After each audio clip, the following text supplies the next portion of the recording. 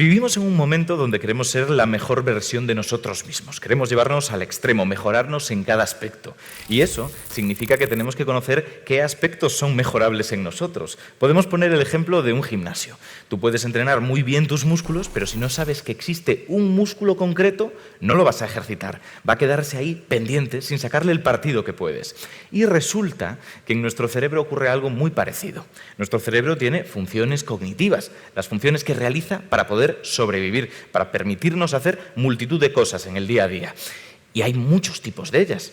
Podemos pensar en la memoria, podemos pensar en la capacidad de movernos, de sentir, pero hay una que suele pasar desapercibida, que no solemos caer en ella a pesar de que es fundamental. Y si no pensamos en ella, es muy difícil que lleguemos a mejorarla. Volvemos a ese estilo del principio, en el cual tenemos que conocer para poder mejorar. Y quiero hablar de ella, quiero hablar de, en concreto, la atención, la capacidad de atención que se nos olvida y que en realidad es la base de muchas otras funciones. Cuando estamos siendo capaces de aprender, de memorizar, de comunicarnos, estamos utilizando también la capacidad de atención.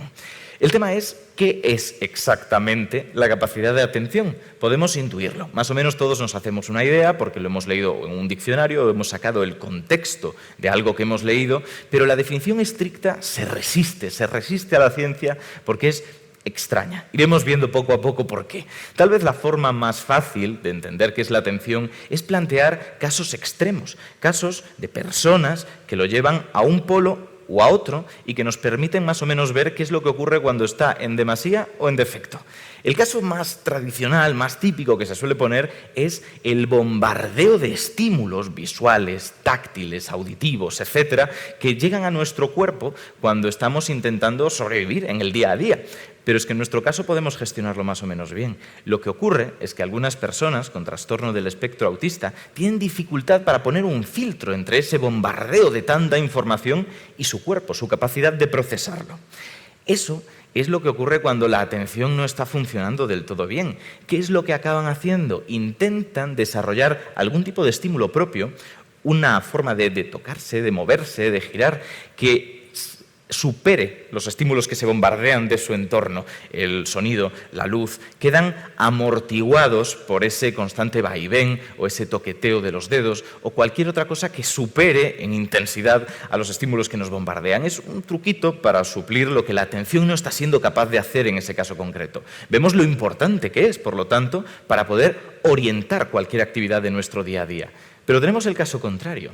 Imaginemos a una persona que se levanta por la mañana y lo primero que hace es lavarse la cara, pero solamente se lava una mitad de la cara y solo desayuna la mitad del plato. ¿Qué está ocurriendo? Podemos pensar que tiene algún tipo de trastorno obsesivo-compulsivo por el cual prefiere los lados derechos, pero en realidad esto ocurre con personas que tienen una patología llamada heminegligencia, que significa lo siguiente: no son capaces de actuar con su atención sobre la mitad de la realidad que tienen, no son capaces de sentir el tacto de la mitad del mundo, no son capaces de ver la luz que llega de la mitad de su campo visual. De repente, son capaces de ver, pero no de saber que están viendo. Pueden esquivar golpes que vengan de ese lado que en principio no ven, pero no le prestan atención. Tenemos dos casos extremos, por lo tanto, donde la atención no es capaz de filtrar y donde la atención es tan intensa que todo escapa a ella. Son ejemplos que nos permiten ir intuyendo lo que significa, por lo tanto, la capacidad de atención. Porque si vamos a las definiciones tradicionales nos encontraremos algo así como que es una capacidad de orientar nuestras funciones cognitivas, nuestras capacidades cerebrales, sobre algo específico. Y esto es clave. Ya con este próximo paso iremos construyendo sobre lo que sabemos que es la atención para sacarle partido, para jugar en nuestra ventaja y sacar conclusiones interesantes que nos permitan mejorarlo en el día a día. Y es que cuando hablamos de que la atención actúa de forma específica sobre algo, es que no podemos tener la atención en dos cosas a la vez. Esto es una cosa que hemos estudiado muchísimo a través de trucos y ejercicios, como puede ser este cuadrado que se dibuja solamente con líneas y que en función de cómo quieras verlo puede parecer que está boca arriba o boca abajo, o este dibujo del pato que es medio pato, medio conejo, o la vieja y la niña. Son ilusiones ópticas donde se nos presentan dos realidades superpuestas, pero en cambio solo podemos verlas de una en un caso y otra en otra. Nunca vemos la niña y la vieja a la vez, nunca vemos el pato y el conejo a la vez, nunca vemos el cubo en todas sus perspectivas. El cerebro tiene que centrarse en algo, tiene que atender en concreto a un aspecto de esa realidad.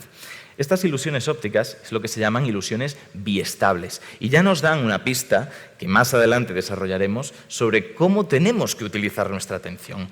La atención tiene la capacidad de enfocarse de forma específica en algo concreto y olvidar todo lo demás. Esto es lo más importante, olvidar el resto.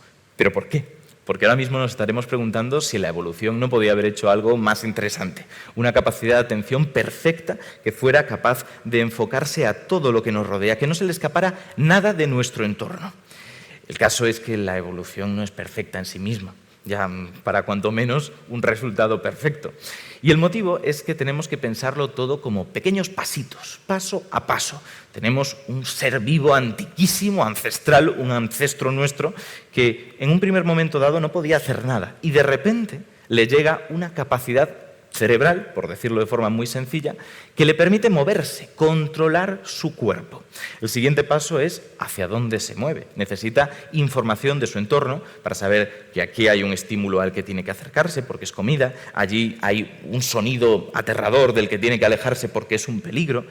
Por lo tanto, aparece una segunda función, los sentidos. Ya tenemos motricidad y tenemos sentidos. Pero en ese paso evolutivo, ahora es cuando llega la atención.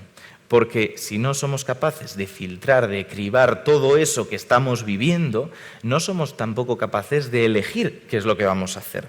¿Por qué tenemos que centrarnos en esto y omitir todo el resto de nuestra realidad? ¿Cómo podemos enfocarnos en una sola tarea durante tantísimo tiempo? Pues ese es el pequeño paso, un paso en el cual la evolución se dio cuenta, porque no le quedaba otra, de que nuestro cerebro es limitado, que tenemos una cantidad de recursos concreta. Podemos compararlo con la economía, que es la capacidad de gestionar unos recursos limitados. No podemos hacer cualquier cosa, no podemos sacar de repente dinero de debajo del colchón.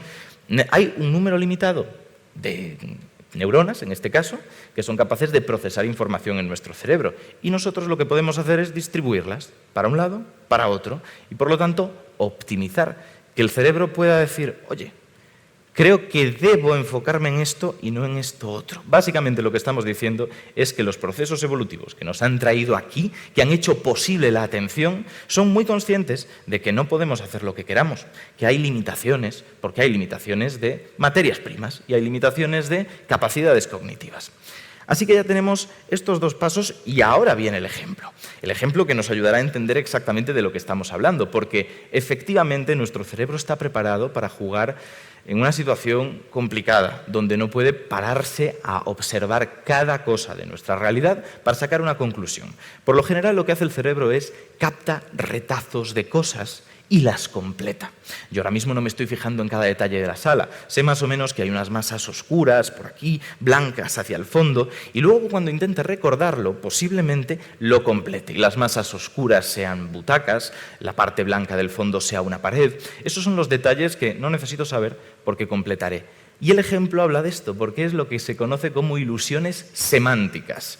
Casos en los cuales leemos una frase, nos habrá pasado 1000 veces, y no somos capaces de detectar el error, por mucho que lo leamos una y otra vez.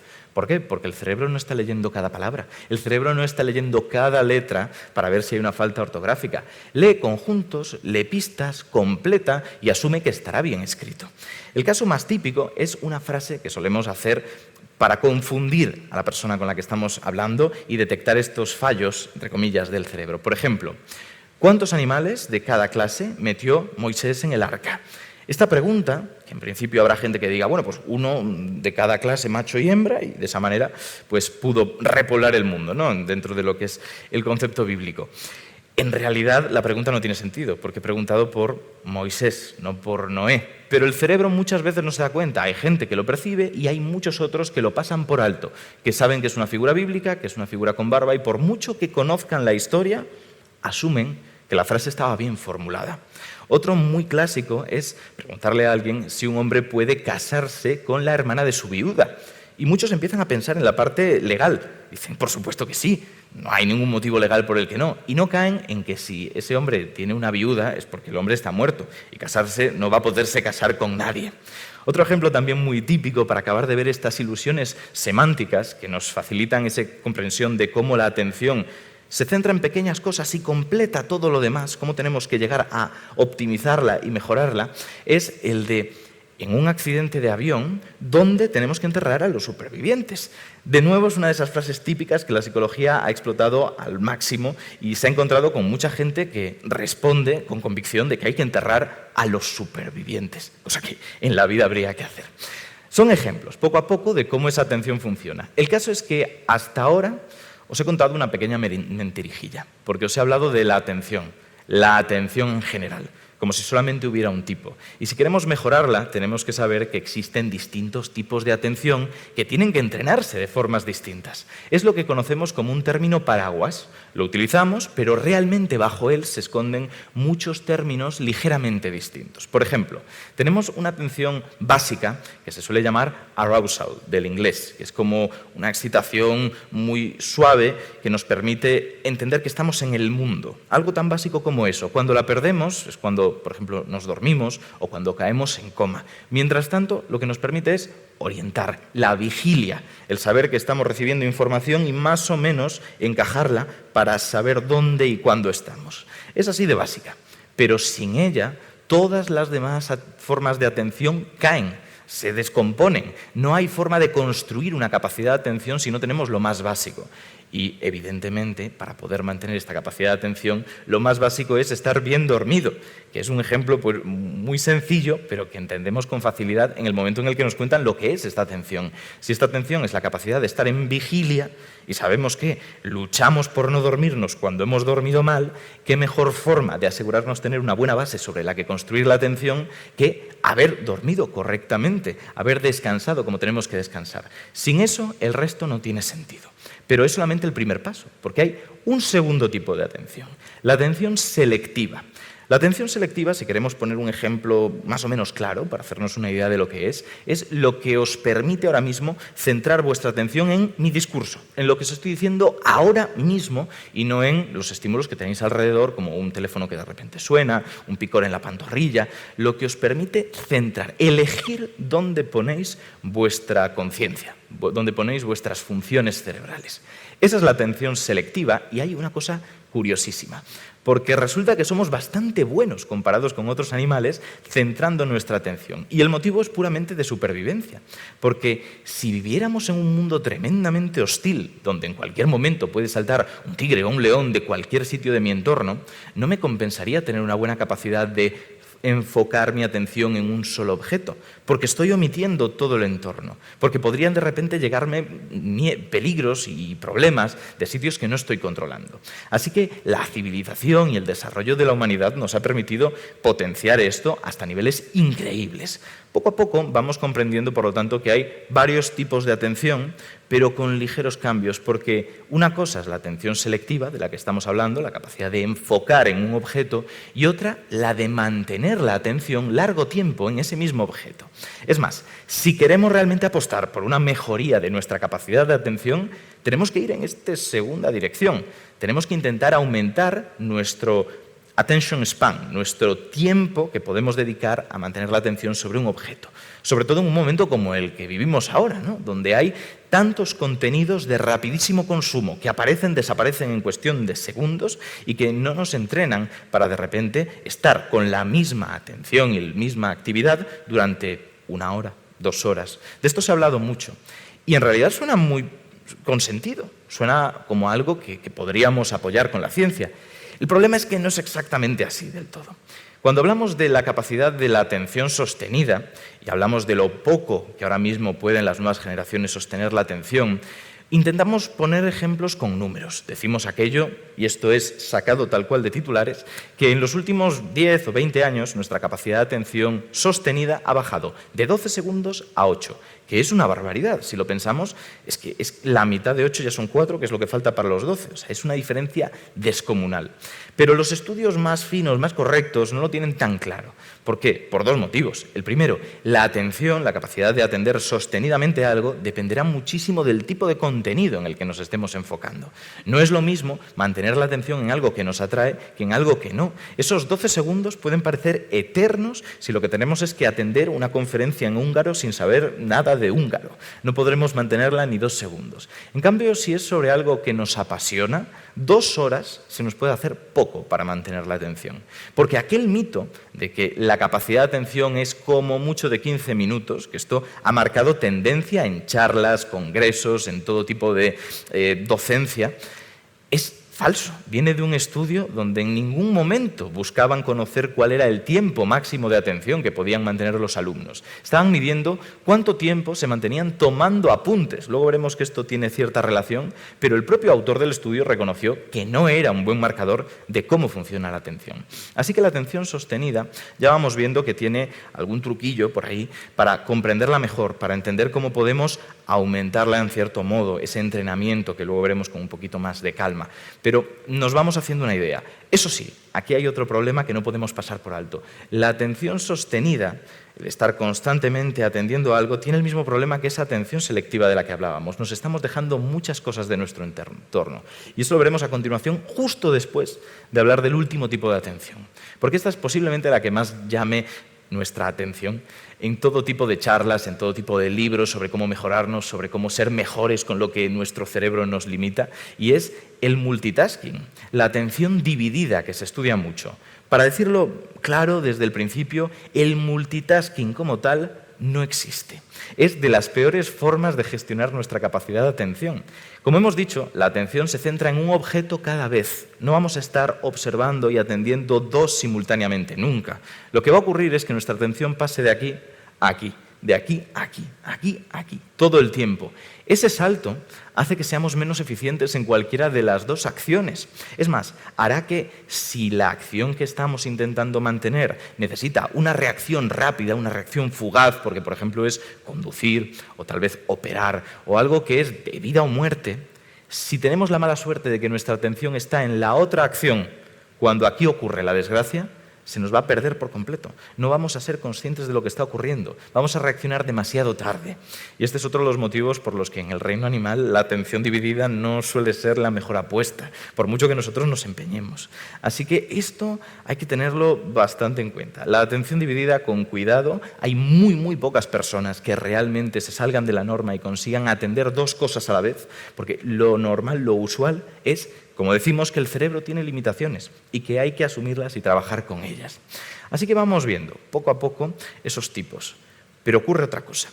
Ocurre que hay que encontrar un equilibrio. Como ya hemos dejado más o menos claro, hacer un mejor uso de nuestra atención no significa simplemente potenciar nuestra capacidad de atención al máximo. Hay un truco importante que es ese equilibrio entre estar atentos y no estarlo en absoluto, el ir y venir. ¿Por qué? Porque al final hay 2 formas de atención mucho más básicas que las que os hemos contado. Una es la top-down, aquella que yo elijo como esa atención selectiva, que digo, voy a enfocarme en la cámara que ahora mismo me está grabando todo el tiempo, y yo lo elijo. Pero eso hace que esté menos atento a los estímulos que pueden surgir de repente de mi entorno, los que se llaman bottom-up, de repente que reviente un petardo, que alguien se caiga, que ocurra cualquier cosa inesperada. Cuanto más me enfoco en esta, menos veo estas. Cuanto más abierto estoy a percibir cualquier cosa en mi entorno, menos enfocado estoy en todas esas cosas en concreto. Es una cosa que se conoce mucho desde el mundo médico, porque cuando se intenta hacer una prueba para diagnosticar una enfermedad, se intenta tener en cuenta esas 2 formas de atención, solo que con el diagnóstico. Se intenta que el diagnóstico no sea demasiado sensible. ¿Qué significa? Que te vaya a decir que todos los que has testado con esa prueba diagnóstica son positivos, tienen la enfermedad. Porque es verdad que vas a detectar a todos los que sí la tienen, pero va a haber muchos falsos positivos por ahí. Vas a estar disparando por todos lados. Y por otro tenemos la parte más específica de esos test diagnósticos y también de esa atención, que es enfocarte en una sola cosa, asegurarte de que lo que estás viendo lo estás viendo bien, aunque te estés perdiendo cosas. Normalmente, cuando esto ya lo llevamos a una recomendación más personal, más individual, se suele insistir mucho en que enfocarse por completo en una sola actividad no es la mejor idea. Por esto, porque se nos pierden otras cosas. Tenemos que ir, tenemos que volver, tenemos que estar cambiando más o menos. Luego veremos esa lista de recomendaciones concretas que podemos hacer ya para entenderlo del todo. Pero hay otro punto que de aquí podemos deducir, y es que al final lo importante es nuestra capacidad para inhibir de forma correcta, en el grado adecuado, los estímulos que nos puedan rodear. Tenemos la suerte de que el ser humano es de nuevo excepcional en esto. En nuestro cerebro, de las muchas estructuras que existen, la corteza frontal, que está aquí delante, debajo de nuestra frente, es la que se encarga de inhibir otros estímulos. Nuestra capacidad de atención es muy buena cuando tenemos la capacidad de controlar eso, de inhibir lo que queremos inhibir. Pero no siempre ocurre. Tenemos casos que son ejemplos fantásticos de cómo de repente una persona con una buena capacidad de inhibir sus estímulos durante toda su vida, de repente los pierde. Y es que muchos casos de demencias de personas de la tercera edad, con ya cierto deterioro cognitivo, pierden la capacidad de inhibir sus estímulos por daños en esta parte del cerebro. Y es ese momento en el que, pues, desgraciadamente, no filtran qué cosas dicen, en qué contexto, o llegan a hacer verdaderas barbaridades, en algunos casos más particulares. Y otro caso es el del trastorno de hiperactividad. El trastorno de déficit de atención o hiperactividad también tiene que ver con esta falta de control de los impulsos, esta falta de inhibición. De nuevo vemos cómo la atención tiene que ver mucho con lo que dejamos de atender, no tanto con lo que enfocamos, sino con todo lo que está fuera de nuestra capacidad de observación, por decirlo de esa manera. Y ya con esto, y recordando que por mucho que los seres humanos son muy buenos, no somos los únicos, que también hay capacidad de atención demostrada con 1000 estudios en insectos, demostrada en peces, que estamos muy lejos de ese mito por el cual 3 segundos de atención es lo máximo que puede mantener un pez de colores, eso es absurdo. Ya vamos entendiendo y vamos pudiendo hacer las recomendaciones. Así que, como resumen final después de todo esto, que podemos construir sobre ese conocimiento, sabemos de dónde vienen las recomendaciones y no son recomendaciones porque sí, tenemos parte por parte. La primera, que se puede mejorar la capacidad de atención. La capacidad de atención es algo que se entrena, que está demostradísimo que con suficiente compromiso y suficiente tiempo dedicado día tras día podemos mejorar mucho el tiempo máximo que le dedicamos a una tarea, sobre todo si la tarea nos motiva. Así que ahí es trabajo, es callo y es intentarlo, por ejemplo, con actividades como puede ser la meditación, que quitando toda la parte espiritual y todas las afirmaciones poco contrastadas, tiene esta función muy clara y muy interesante por la cual cada vez controlamos mejor nuestra capacidad de atención.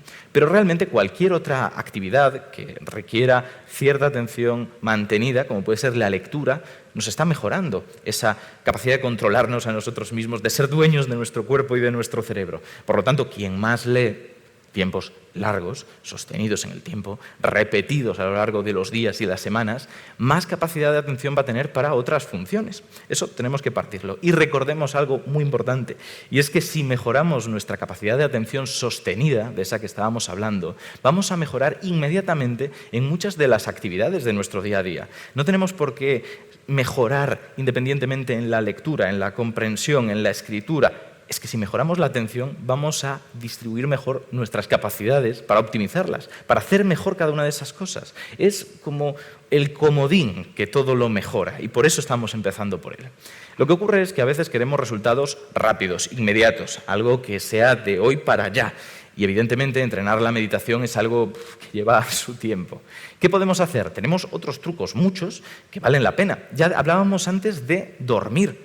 Dormir correctamente, hacer una siesta en el momento en el que la necesitemos, nos permite concentrarnos y recuperar esa atención que se podía haber perdido. Cuando estamos somnolientos, es muy difícil enfocar qué es lo que queremos observar, atender. Leemos 20 veces la misma línea. Es algo que es intuitivo para todos, pero es que en realidad todas las funciones vitales básicas son importantes para mantener esta atención. También se ha demostrado que las personas que hacen ejercicio de forma regular son más capaces de atender en el día a día a cualquier tipo de actividad. Uno de los motivos por los que luego también son más exitosas en su desempeño laboral, personal, de todo tipo. Así que, por ahora, dormir, el ejercicio y, como decía, cualquier otra función básica. El haber orinado correctamente también se sabe que mejora muchísimo la capacidad de atención. El haber comido como tienes que comer, el no tener distractores en tu cuerpo que te señalan que algo no funciona bien, no tener dolor, por supuesto. Así que esto es el núcleo sobre el que se construye. Pero luego hay otra serie de recomendaciones que no podemos dejar de lado. Por ejemplo, es muy importante que nos demos descansos, pero no descansos de cualquier tipo. Se ha demostrado que descansos de ocio. No es solo cambiar de tarea, es que si llevo trabajando 1 hora, me voy a dar 2, 5 minutos para entrar en las redes sociales, si es lo que quiero, para leer un par de páginas de un libro, para algo que me resulte agradable, que me permita desconectar, poner un parón, sentir que el tiempo ha pasado de otra manera. Todo esto mejora también nuestra capacidad de atención como una pequeña inversión de tiempo que luego recuperaremos en eficiencia. Tenemos, por lo tanto, ya esto, que es ese parón, pero vamos a hablar ahora de un balance. Algo que cuesta mucho más entender porque la gente por lo general asume que para atender bien, para concentrarse, necesita un espacio totalmente controlado. Un espacio donde la luz incida de la manera en la que a mí me gusta mientras escribo, donde no haya ningún tipo de sonido, donde yo sepa qué hay en cada parte de la habitación para que nada me sorprenda. Y en cierto modo es verdad, porque trabajar en un pasillo donde no para de transitar gente distrae mucho. Pero la realidad es que hay otra parte. Y es que si nos acostumbramos a unas condiciones perfectas, luego solo vamos a poder trabajar en esas condiciones perfectas. Desarrollar nuestra capacidad de atención significa que partamos de esas condiciones ideales, que aprendamos a trabajar en ellas y que poco a poco nos saquemos de nuestra zona de confort. Vayamos poniendo distracciones, vayamos cambiando nuestro lugar para que no seamos dependientes, que no estemos totalmente vendidos a eso, que podamos decidir realmente dónde y cómo trabajar. Que la concentración dependa de nosotros y no del entorno necesariamente. Así que poco a poco vamos haciendo eso. Otro truco, que todos lo hemos hecho en clase alguna vez, es implicarnos en la tarea que estamos intentando realizar. Que si tenemos que prestar atención durante 1 hora, tal vez prestemos mejor si empezamos a tomar apuntes, si nos implicamos. En una reunión larga, por ejemplo, esta forma de implicación puede ser los apuntes, por supuesto, pero también puede ser preguntar, intervenir, que haya ahí un intercambio de ideas. Siguiente punto, tener tareas muy marcadas, muy fijadas, saber que ahora mismo estoy haciendo esto, no estoy viendo en conjunto todo el trabajo, me quedo con lo que estoy haciendo y eso es todo lo que existe para mí en este momento. Ya dentro de media hora, dentro de 1 hora, despejaré la mente, me iré a otro tipo de actividad, pero por ahora eso es todo mi mundo. Primer paso, ojo, saber que solo estás haciendo una tarea no es el final de ese viaje. Porque hay otro que es ponerse metas individuales. Yo puedo estar haciendo una parte de mi trabajo que no sea autocontenida, que no sea el final de ese viaje, que la meta requiera varios pasos independientes y que me vaya fijando en cada escalón, en cada momento, pero sabiendo a dónde me llevan esas escaleras. Tener esa meta en mente es indiscutiblemente importante para que nuestra atención no se pierda, no se vaya por un lado o por otro cuando no deba hacerlo. Así que, como estamos diciendo, una tarea en cada momento, tener una meta y posiblemente lo más importante de todo para la capacidad de atención, y esto se ha estudiado curiosamente, sobre todo en el síndrome del escritor ante la página en blanco, que no sabe dónde empezar. Se sabe que cuando realmente están motivados, y pasa lo mismo con la atención, es cuando son capaces de ejercer la atención como quieren, de enfocarse en la tarea que tienen delante, cuando tienen una motivación clara, un entorno agradable de trabajo, cuando no hay una presión por su propia supervivencia laboral. Todas estas cosas, tanto en el ocio, porque a veces somos muy estrictos con nosotros mismos, como en la faceta profesional, son el pilar básico. Desde el principio, desde ese dormir correctamente, hasta esto que es tal vez un poquito más trascendental, como es la motivación. ¿Por qué hacemos lo que hacemos?